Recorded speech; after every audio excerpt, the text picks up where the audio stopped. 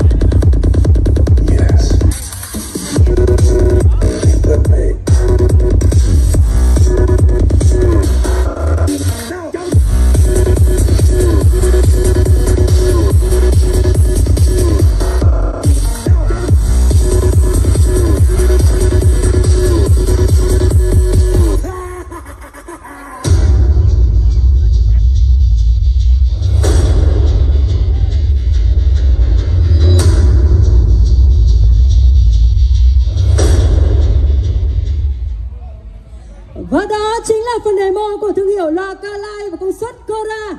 Xin được trân trọng cảm ơn quý vị khách hàng đã yêu thương và ủng hộ thương hiệu loa KİêN trong thời gian vừa qua.